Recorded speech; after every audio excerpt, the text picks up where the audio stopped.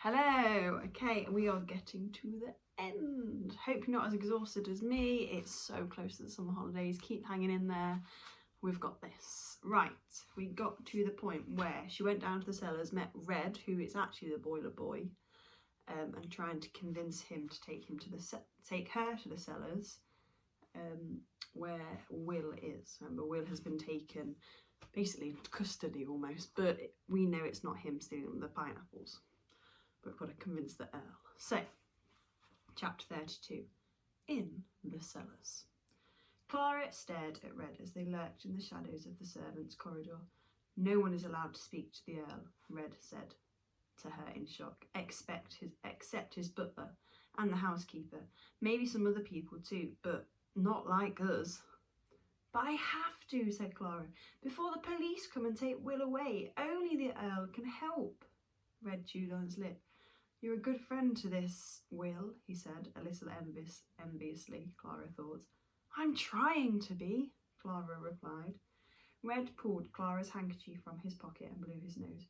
Your friend Will, is he Robert's brother, the gardener with the funny eye? Has he been staying in the boiler house in the gardens? Clara nodded. Robert owes me some coins for keeping quiet about that, Red said, scrunching Clara's handkerchief into a ball. He hasn't paid you? Clara asked. Red shook his head and lowered his eyes. The coins aren't for me. Pa's away fighting, and there are 6 of us to feed at home.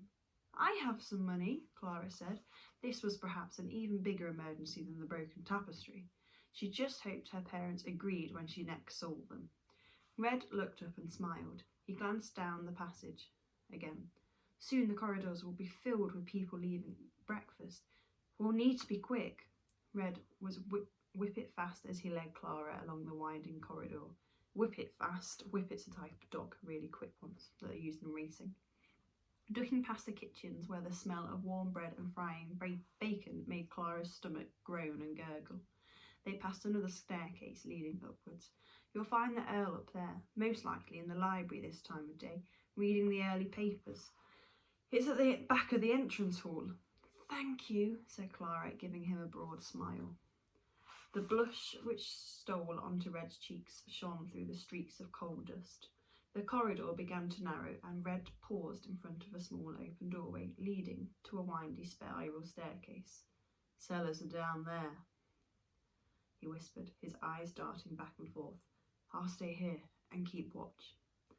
Dampness curled around Clara's neck, sending a clammy tremor down her back. The electric light walls were dimmer in the stairwell than in the corridor, the flickering more frequent. A cough rasped up the stone stairs. Red's eyes widened. Clara's heart almost stopped in her chest. Will! She ran lightly down the twisting staircase until she arrived in the cellar.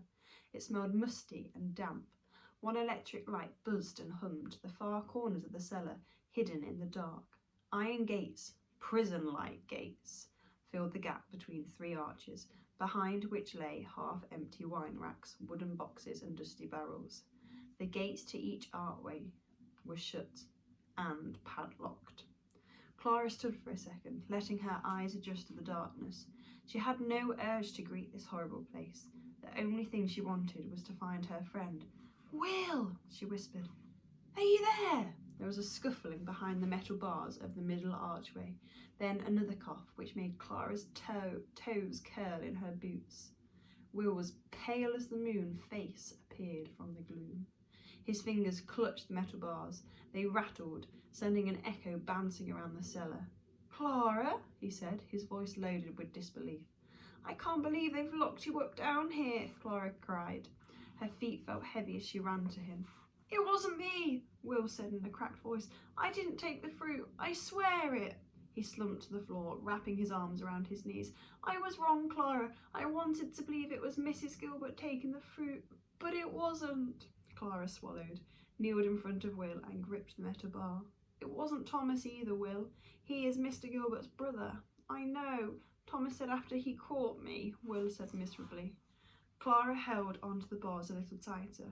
Robert said, you have stolen things before. Will lurched forward. I didn't, Clara. I swear on my father's life. But why would your brother say such things? Clara whispered. And why were the stolen pineapples hidden in the boiler house? Who put them there? Will's face crumpled. He wiped his nose on the back of his hand. Robert. He got into trouble when we were younger. Clara's face unfurled. What? The metal bars felt cool against her palm. He stole from a neighbour. It was a joke gone wrong. There was a fight and Robert got hit in the eye, almost lost his sight. When Father found out, I'd never seen him so angry. That's when Robert left home and got the job here on the estate. Father tried to make things right when he came to visit, but it was never the same between them. When we left, Robert said he wanted nothing to do with Father, that he never wanted to see him again. He never did. So that's why he didn't come and bury the Father's army stuff. Clara sat back on her heels. Robert's eye had been injured in a fight. He had lied to her. He said he was born with an eye like that. His argument with their father, that was why he'd been so quick to deny he had any family. He refused to come with Will to bury their father's things. Was that why he had said on their trip to the hospital that some disappointments would stay with you forever? Will's eyes were grey pools of pain. Clara wished with all her might she could make herself small, slink through the bars and comfort her friend until his face was less broken and more Will-like again. I'm sorry. I should have been honest with you from the start, but Robert's all I have left. If he goes to prison, Will whispered.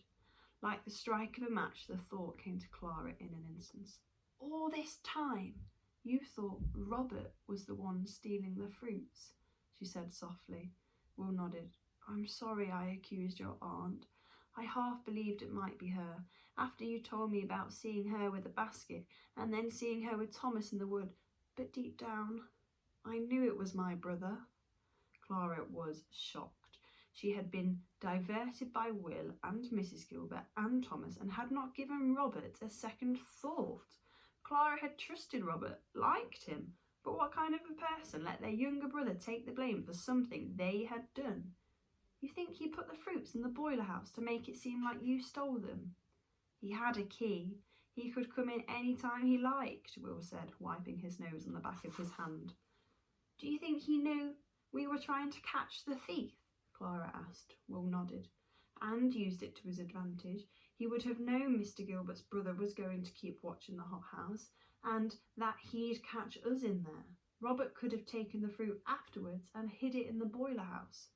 But don't hate him for it. There will be a reason why he's done it. A reason?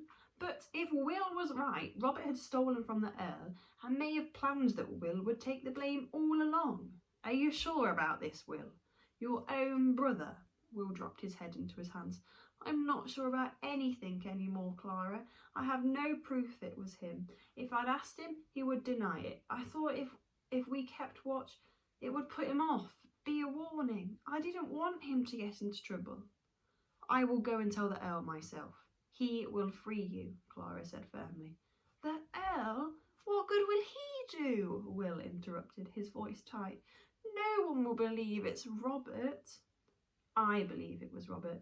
I know you would never steal those pineapples. Clara reached through the bars, grabbed one of Will's hands and pushed all of her warmth and hope and bravery into his palm. She would get him out of these cellars. She just hoped the Earl would listen. Chapter 33. The Big House. As Red led Clara to the servants' staircase to the main part of the big house, she wondered how she would address the Earl. Should she drop into curtsy or shake his hand? She uncurled her fists and groaned inwardly at the sight of her cold-stained fingers and the dirt under her nails. She looked as if she belonged in a coal pit. She wiped them on her apron, but that just added to the existing filth.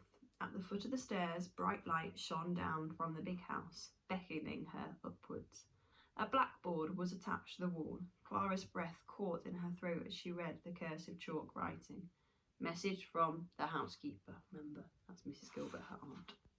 Servants' rules to be observed when entering the upstairs area of the house. It's all in fancy writing, it's quite hard to read. Ensure your voice is never heard by the ladies and gentlemen of the house. Always make room and turn away if you meet one of your employers. Never offer your opinion to the ladies and gentlemen of the house. Unless your duties require it, do not touch the furniture or belongings of any of the ladies or the gentlemen of the house. Any breakages or damages to the house will be deducted from your wages. Signed, Mrs. Gilbert. Voices getting nearer. Clara's feet froze to the stone floor. Go, Clara, now, she turned. Red gave her a desperate glance. I will divert them, he said. He darted off in the direction of the voices, and footsteps paused. You're not supposed to be in the corridor, a woman's voice said sternly. I know, stammered Red. His voice spurred Clara's feet forward. She ran up the stairs, past the words on the blackboard, which seemed to be giving her a disapproving stare. She paused in front of the door, which led into the gentleman's part of the big house, to the Earl and his family. She cracked it open and could see a grand entrance hall with glossy berry-red marble pillars, which stretched to a high ceiling caped by a glass dome. Gilded paintings as large as she was hung on the walls, and in the centre of the hallway was a plinth bearing a white marble carving of an enormous pineapple. The fear knotting Clara's stomach tightened as she opened the door fully and stepped into the hallway, although this was too huge and sumptuous to be called a hallway. Her hallway at home could fit into this one 100 times over. Clara blinked. She wished she could stand for a while, saying hello to each and every painting, statue and wall hanging. The black and white marbled floor, the shiny wooden tables adorned with china ornaments, the display of flowers which scented the air and smelled of summer. But there was no time for any of that. She had to find the library, and fast. She took a step onto the marble. Click, click, click. The noise from her boots echoed around the cavernous rooms. Bending down, she quickly slipped off her boots and, clutching them in her right hand, half ran, half slid across the floor to a large wooden door at the back of the hall. It was at least 3 times the height she was. Fit for a giant. She heard a murmur from inside. Was that the Earl? Hey, you there! The voice came from behind her. She turned. There was a man, smartly dressed in a black tailcoat, with a white shirt and gloves. A butler. Who are you? What in heaven's name are you doing up here? Clara turned back to the door, grasped the huge bronze doorknob and gave it a twist. It didn't move. The butler was approaching, his footsteps echoing. She gave the door a push, a large push. Wait, you can't go in there. Stop! Clara threw all of her weight against the door, which swung open with a low groan, tipping her into the room. She gasped. Pineapple yellow marble pillows, silky green sofas and easy chairs. A large crystal chandelier twinkled in the sun, streaming in through the floor-to-ceiling windows. Masses and masses of bookshelves. A fire crackled in the grate, a chimney so huge that Clara and her entire family could stand inside it with room to spare. Clara heard another murmur, saw the back of a narrow head with thin hair that was greying at the nape of the neck, the bottom bit here. A trail of pipe smoke puffed to the ceiling. As she took a step forward, she felt a hand clamped on her shoulder. That's far enough, missy, said the butler under his breath. Clara tried to twist from his grasp, but his fingers were holding her tight. The greying head was turning as the man rose from his chair, and pipe in his hand. The newspaper he had been holding dropped to the rug. I say, what on earth is going on, Richardson? I'm sorry, sir. I am not sure how she got in, the butler said in a clipped voice. His nails dug into Clara's skin and she squirmed. The Earl's eyes narrowed. He looked at Clara up and down, at the boot still clutched in her hand, at the streak of coal dust on her apron and face. The hothouses, Will, Robert, the stolen pineapple. Everything Clara wanted to say just jumbled and spun in her head. The butler steered her to the door. I'm so sorry, sir. I will get rid of her immediately. No, this wasn't how it was supposed to be. As the butler steered her away from the Earl, Clara's fingers unclenched and her boots thudded to the shiny floor. She grabbed onto a small console table as she was pushed to the door. A small china figurine of a shepherd boy standing next to a woolly sheep wobbled. Clara held her breath as it rolled to the edge of the table. She lurched forward, tried to save it, but she wasn't quick enough. The china boy fell, his angelic head separating from his body with a loud crack and rolling under the table. She looked at the pieces of, no doubtlessly precious, china with a large helping of dismay. Another lovely thing, broken, but unlike Mrs. Gilbert's tapestry frame, she very much doubted she had enough coins remaining in her purse to replace it. The Earl would be furious and surely wouldn't want to hear what she had to say about Will, and if that was the case, how would she help her friend now? We can squeeze this chapter in. Chapter 34, The Earl. The tick-tock of the grandfather clock in the corner, the crackle of the fire in the grate, the sharp intake of breath from the butler. Clara's eyes burned. "Oh," she said, dropping to her knees. She scooped the broken pieces of the china in her hand. "Oh dear!" "Give that here," said the butler through gritted teeth. "You will be charged with trespassing and damage to private property. I shall inform the police, sir." Clara sat back on her heels, staring at the broken china. She thought about the rules Mrs. Gilbert had written on the blackboard. She was about to break one more. She stood up and stared into the Earl's furrowed face. "I'm sorry for the breakage, sir, but I came to speak with you because you need to know that the boy being held in the cellars, he is not the pineapple thief." The butler grabbed her shoulders again with an even tighter grip. "I knew it. Friendly with the other trespasser she is." "Wait." The Earl held up his palm. He laid his pipe down next to the glass bowl containing a few mandarins, picked up his newspaper and folded it, all the while looking at Clara. "Perhaps it's best if we start with introductions. And you are—" "Clara, Mrs. Gilbert's niece," she said, her voice wavering. "Mrs. Gilbert's niece? Our Mrs. Gilbert, the housekeeper?" Clara nodded. Perhaps Mrs. Gilbert didn't undertake her work as invisibly as she thought. The Earl gave the butler a firm nod. "That will be all, Richardson." Richardson's claw-like hand dropped from Clara's shoulder. "But, sir—" "I said that will be all." The Clara gave his butler a stony look. Clara could almost hear the butler's skin prickling and crackling in indignation. He left the room and gently closed the door. The Earl beckoned Clara forward. Clara held the broken figurine in her open palm. "I'm so sorry. I'll ask my parents to loan me the money to pay for a new one." The Earl gave her a small smile. That was a wedding present from a distant cousin in France. Never liked the blessed thing. There was something wistful in the Earl's voice which made Clara wonder if he was telling the whole truth. He took the broken pieces from her and carefully laid them next to the bowl of mandarins. Please let Will go. He is not the thief," Clara said quietly. The Earl's eye narrows. "He loves the garden. It's his ambition to work there one day. He loves the pineapples, like family. Except now he has no family. If he is charged with stealing, it will ruin him. He will surely go to prison." The Earl turned to the fire, which was spitting in the grate. "I have spoken with the boy's brother, a gardener. Robert, isn't it? It seems that Will has rather a reputation for stealing." "No, you're wrong." The Earl rubbed his right ear, as if those were unusual words for him to hear. Will was in those dark, dank cellars, depending on her to make things right. "It's the other way around. It's Robert who took the fruit." The Earl turned to look at her, his head tilted. "That is rather a serious accusation." He rubbed his chin. "Do you have any evidence?" Clara stared at him blankly. Evidence? She had no evidence at all. "Do you like books, Clara?" Clara nodded. "What are you reading right now?" the Earl asked. Clara blinked. The conversation had taken rather a curious turn. "The Jungle Book," she said. "Ah, yes, Mr. Kipling does spin a good adventurous tale, doesn't he?" The Earl's eyes flickered to the bookshelves.